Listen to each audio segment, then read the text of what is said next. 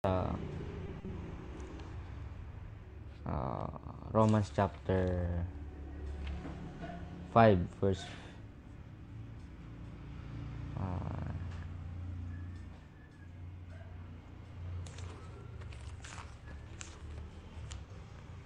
Romans chapter 5 verse 1 to 11, and then Romans chapter 10 verse 5 to 12. Mahaba to, kaya basahin ko lang sa Tagalog. Sa Romans chapter 5 verse 1 to 11, sabi dito, kaya yamang tayo ay pinawalang sala sa pamamagitan ng pananampalataya, tayo ay mayroong kapayapaan sa Diyos sa pamamagitan ng Panginoong Hesukristo.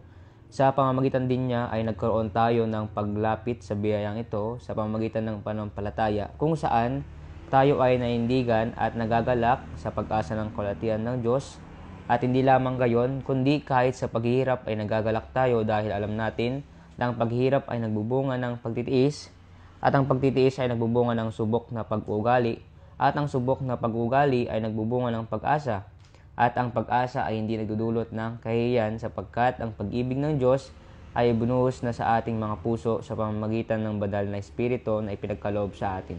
Sapagkat nang tayo ay mahihina pa, si Kristo ay namatay sa takdang panahon alang-ala sa mga hindi makadiyos, dahil mahirap na ang isang tao ay namatay alang-ala sa isang tao na matuwid. Subalit maaring ang isang tao ay maglakas loob na mamatay alang-ala sa isang mabuting tao. Ngunit ipinakita ng Diyos ang kanyang pag-ibig sa atin na ang tayo ay ang makasalanan pa, si Kristo ay namatay alang-ala sa atin. Higit pa rito, yamang tayo ngayon ay pinawalang sala sa pamamagitan ng kanyang dugo, tayo ay maliligtas mula sa puot ng pamamagitan niya, sapagkat nang tayo ay mga kaaway pa, tayo ay pinagkansundo sa Diyos sa pamamagitan ng kamatayan ng kanyang anak.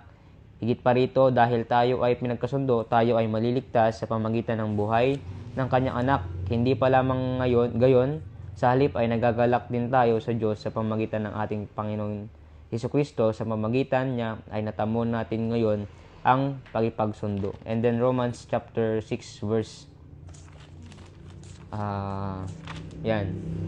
to 12. Sabi dito, sapagkat si Moses ay sumulat patungkol sa katwiran na mula sa kautusan, ang taong gumagawa ng mga ito ay mabubuhay sa mga ito. Verse 6, ngunit ang katwirang mula sa pananampalataya ay nagsasabi sa ganito, ng ganito, huwag mong sabihin sa iyong puso, sino ang papaytaas patungo sa langit? Ito ay upang ibaba si Kristo. O sino ang bababa sa kailaliman? Ito ay upang ibangon si Kristo mula sa mga patay. Subalit, ano ang sinasabi nito? Ang salita ay malapit sa iyo, ito ay isang bibig at sa iyong puso. Ito ay ang salita ng pananampalataya ng aming ipinapahayag, sapagkat kung ipapahayag mo sa pamamagitan ng iyong bibig ang Panginoong Hesus, at sasampalataya ka sa pamamagitan ng iyong puso na siya ay binangon ng Diyos mula sa mga patay, ikaw ay maliligtas, sapagkat sa pamamagitan ng puso ang tao ay sumasampalataya patungo sa katwiran, at sa pamamagitan ng bibig ay naihahayag ito patungo sa kaligtasan. Dahil sinasabi ng kasulatan, ang bawat isang sumasampalataya sa kanya ay hindi mapapahiya, sapagkat walang pagkakaiba ang Hudyo at ang Griego, dahil iisa ang Panginoon na sagana sa pagpapapala para sa lahat ng mga tumatawag sa kanya, sapagkat ang sino mang tumawag o tatawag sa pangalan ng Panginoon ay maliligtas. Let's pray. Panginoon, salamat po sa umaga nito, kami po ulit ay binigyan niyo po ng oras or time para po makapag-aral ng iyong salita. Dalangin po namin na kayo po yung mangusap sa bawat isa, Panginoon, nawa ay maintindihan po namin ito, Panginoon, at nawa ay maghahari po kayo sa aming buhay, Panginoon, at dalangin po namin na patawarin niyo po kami, Panginoon, sa mga pagkakasala na nagawa po namin. Linisin niyo po ito upang kami po ay karapat-dapat po sa inyo, at hindi po mapigilan, Panginoon, ang pagpapala na ibibigay niyo po sa amin, Panginoon. At muli, pinupuri at pinapasalamatan po namin kayo, Panginoon. Ito po ang dalangin sa pangalan ni Jesus. Amen. Yan, dito, paano natin makukuha yung kapayapaan or kagalakan? Yan. So, dito na makita na para hindi tayo laging malungkot, like for example, ngayong araw, kailangan natin ng kapayapaan at kagalakan.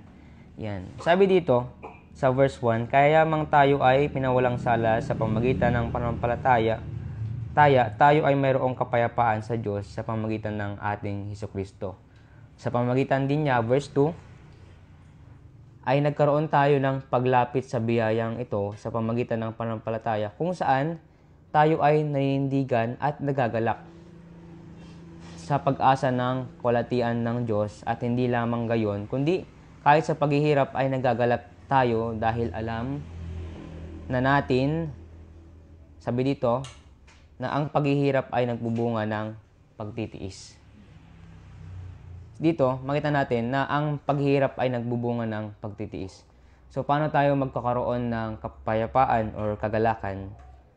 Number 1, kailangan natin ng maghihirap muna para makuha natin yon. Maghihirap, pero dahil naghihirap na tayo, ngayon ay nagbubunga na siya ng pagtitiis.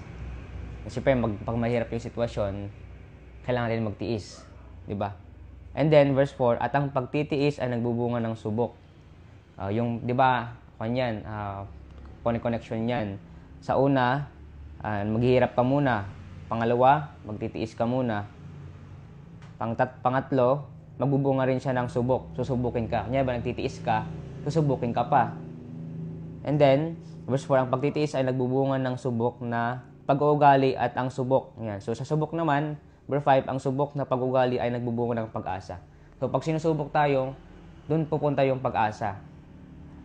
Yan. And then, at ang pag-asa ay hindi nadudulot ng kahihiyan sapagkat ang pag-ibig ng Diyos ay binuhos na sa ating mga puso. Ang Diyos, binigay niya na yung pag-ibig niya sa atin.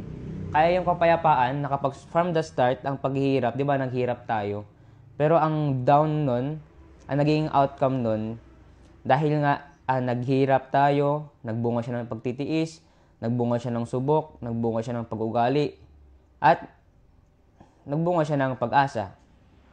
Nagkaroon tayo ng pag-asa sa Panginoon, na which is, andun na yung kapayapaan at kagalakan. Kasi ang Diyos, ibibigay niya sa atin yung pag-ibig, na sabi sa verse 5, na ang pag-asa ay hindi nagdudulot sa kahihiyan, sapagkat ang pag-ibig ng Diyos ay ibinuhos na sa ating puso. Mga puso sa pamagitan ng banal na Espiritu na ipinagkaloob sa atin. Yan.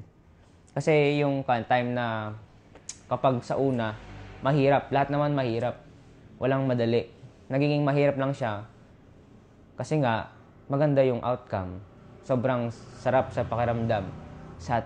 Satisfy talaga. At meron pa yung tinatawag na fulfillment. Kasi nga, sa una, nahihirapan tayo. Pero ang naging outcome ay naging blessing. Especially kapag mayroon tayong Panginoon. Hindi tayo matatakot kasi nga, andun yung faith natin sa Panginoon. Na para magkaroon tayo ng enjoyment at kagalakan, enjoyment, kagalakan at kapayapaan, kailangan natin na muna magtiis, di ba? And sabi sa verse 6, sapagkat nang tayo ay mahihina pa, yan, si Kristo ay namatay sa takdang panahon, alang-ala sa mga hindi makadiyos.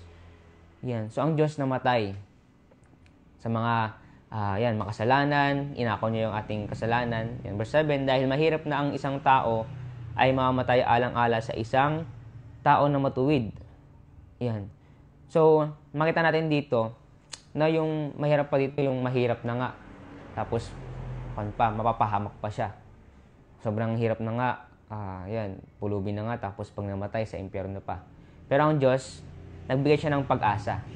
Dapat tanggapin ng Panginoon bilang tagapagligtas para merong heaven na mansion. Wala mang mansion yung pulubi dito. Pero meron siyang hinihintay o pag-asa. Ang pang-ibig ng Diyos ay mapupunta siya sa langit.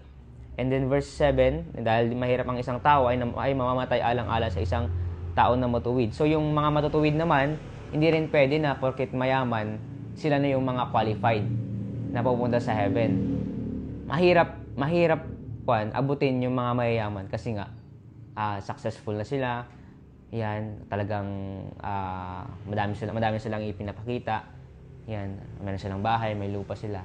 Kaya ang hirap silang abutin. Pero meron pa rin namang pag-asa na yung mga mayayaman ay kayang abutin ng Panginoon. Sabi dito, sa verse 7, tuloy natin, na tao na matuwid, subalit maaring ang isang tao ay maglakas loob na mamatay alang-ala sa isang mabuting tao. Hindi porket mabuting tao ka, mabuting tao tayo ay maliligtas na. Kahit gumawa ka ng mga, mabigay ka, maging mabait ka sa isang tao, yan, tulungan mo siya. Pero kung wala tayong pananampalataya sa Panginoon, hindi tayo maliligtas at hindi rin tayo mapupunta sa langit. In verse 8, ngunit ipinakita ng Diyos ang kanyang pag-ibig sa atin na nang tayo ay mga makasalanan pa, si Kristo ay namatay alang-ala sa atin. So, nagpapakaw sa krus. In verse 9, higit pa rito, tayo ngayon ay pinawalang sala sa pamamagitan ng kanyang dugo, tayo ay maliligtas mula sa puot. Sa pamamagitan niya, sapagkat nang tayo ay mga kaaway pa, tayo ay pinagkasundo ng Diyos sa pamamagitan ng kamatayan ng kanyang anak. So, ang Diyos nagkatawang tao. Yung God the Father, God the Son, and then the God the Holy Spirit. Yung Son na yon, ang Diyos pa rin yun, yung namatay, nagkatawang tao. Yung Son na yon, yun yung ang Panginoon na napako sa krus. Yung Father naman, yun yung nasa langit. And then verse 10, sapagkat nang tayo ay mga kaaway pa, tayo ay pinagkasundo sa Diyos sa pamamagitan ng kamatayan ng kanyang anak. Higit pa rito, dahil tayo ay pinagkasundo, tayo ay maliligtas sa pamamagitan ng buhay na kanyang anak. Hindi lamang ngayon, sa halip ay nagagalak din tayo sa Diyos sa pamamagitan ng ating Panginoong Hesukristo. Sa pamamagitan niya ay natamo natin ngayon ang pakipagsundo. Tanong, paano kapag wala akong pananampalataya sa Panginoon? Wala akong faith.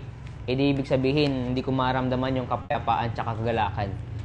Kaya yung iba, mabilis magsawa, mabilis silang mapahamak, mabilis silang ma-depress, mabilis silang magtampo kasi wala silang faith sa Panginoon. Yan. Pero merong pangako ang Panginoon sa atin na kung gusto niyo magkaroon ng joy, yan, kapayapaan, peace, gusto natin ng peace. Merong sinabi dito sa Romans chapter 10 na binasa natin, verse 5, sapagkat si Moses ay sumulat patungkol sa katwiran na mula sa kautusan, ang taong gumagawa ng mga ito ay mabubuhay sa mga ito. Ngunit ang katwirang mula sa pananampalataya ay nagsabi ng ganito, huwag mong sasabihin sa iyong puso, sino ang papaitaas patungo sa langit. Ito ay yung ibababa si Kristo o sino ang bababa sa kalaliman. Ito ay upang ibangon si Kristo mula sa mga patay. Subalit, ano ang sinasabi nito? Ang salita ay malapit sa iyo. Ito ay isang bibig at sa iyong puso. Ito ay ang salita ng pananampalataya na aming ipinapahayag. Ang kailangan lang naman talaga natin ay tanggapin ang Panginoon bilang tagapagligtas at magsisi sa mga kasalanan. At yung puso natin, kailangan natin, tapos puso natin tanggapin siya at magsisi sa mga kasalanan. Anong sabi sa verse 9 and 10? Verse 9, 10 hanggang 11. Para makamit natin yon na totoo yung sinasabi namin na kailangan tanggapin para maligtas sa impyerno. Sapagkat, sabi dito, kung ipapahayag mo sa pamamagitan ng iyong bibig ang Panginoong Jesus, ibig sabihin, kailangan mo siyang bigkasin na tanggapin ng Panginoon. Ito, prayer to. Kailangan natin ipag-pray. At sasampalataya ka sa pamamagitan ng iyong puso. Sa pamamagitan ng iyong puso, hindi yung isip pa. Sabi dito, na siya ay ibinangon ng Diyos mula sa patay. Kasi, kunyari, kung wala tayong peace, wala tayong kapayapaan, tayo ay patay. Pero kapag meron tayong Panginoon na tinanggap natin, magkakaroon tayo. Sabi dito, sa verse 9 sa last, ikaw ay maliligtas. And verse 10, sapagkat sa pamamagitan ng puso, ang tao ay sumasampalataya. So, kailangan yung puso, hindi yung isip. Sumasampalataya patungo sa katwiran sa pamamagitan ng bibig, ay naihahayag ito patungo sa kaligtasan. And verse 11, ito, maganda to. Dahil sinasabi ng kasulatan, sabi dito, ang bawat isang sumasampalataya sa Kanya ay hindi mapapahiya. Na, kapag nakita nila na banal ka, lagi kang nag-church, lagi kang nagpipray, kasi andun yung faith natin eh. Ba't tayo magpipray kung wala tayong faith sa Panginoon? Pag nakita tayo na mag-pray, nakakahiya? Hindi. Masala tayong bibigyan ng blessing ng Panginoon. Kaya nga sabi sa verse 11, nasabi na sa Bible, na ang bawat isang sumasampalataya sa Kanya ay hindi mapapaya. Di ba, tingnan mo yun, parang minsan isipin natin na nakakahiya na mag-Bible study, nakakahiya na mag-Bible, ganoon. Pero iba yung ginagawa natin na pag nagpe-pray, nagbabasa ng Bible, hindi tayo napapahiya. Sila yung napapahiya. Pansin nyo ba? Kasi wala silang alam eh. Poor sila sa spirituality. At kanila, tawag dito, yung ang baba ng pagkaintindi nila. Hindi kagaya sa atin na meron tayong Panginoon na ang Diyos yung naitataas at hindi tayo. Hindi porket na naging faithful tayo, tayo na yung naitataas. Kundi dahil nga naging matalino tayo, dahil may wisdom tayo, may kapayapaan, dahil sa bayan ng Panginoon. Kung wala ako, kung wala ang Panginoon, hindi rin maibibigkas ito ng mabuti. Kaya, without God, I am nothing. Hindi ko kaya to. Kaya ang Diyos yung naitataas. Kaya nga, kapag pinanindigan natin na may faith tayo sa Panginoon, hindi tayo mapapaya sa mga tao. Ang Diyos ang magpapahiya sa mga taong nakita nung mga unbeliever na yung ginagawa nila, ay, pa-Bible, pa-pray. Pero hindi natin alam na ang Diyos pinapahiya nila at hindi tayo. Yan. And then verse 12, sapagkat walang pagkakaiba ang Hudyo at ang Grego dahil iisa ang Panginoon na sagana sa pagpapala para sa lahat ng mga tumatawag sa Kanya, sapagkat ang sino mang tatawag sa pangalan ng Panginoon ay maliligtas. Yan. So, pag tinawag natin ang Panginoon, tinanggap natin ang Panginoon bilang tagapagligtas, tayo ay maliligtas sa impyerno. Yan. So, kung makita natin dito, faith pa rin yung pinopoint ng Panginoon, yung faith natin sa Kanya. Kasi kung wala tayong, kung makapansin natin sa sarili natin na bakit kinakabahan pa rin ako, ganyan yung gagawin ng Panginoon. Ibig sabihin, kung hindi tayo nanindigan, wala tayong joy, wala tayong kapayapaan, hindi tayo magiging masaya. Pero kapag ang Diyos, tinanggap natin ng Panginoon bilang tagapagligtas, pinapasok natin sa ating puso, tayo ay magkakaroon ng kapayapaan. Hindi tayo mag-iisip kasi nga, ang Diyos na yung bahala eh. Diba? Kapag nag-pray tayo, ito yung problema ko, ang Diyos na yung bahala. Kasi nga meron na tayong faith sa Panginoon.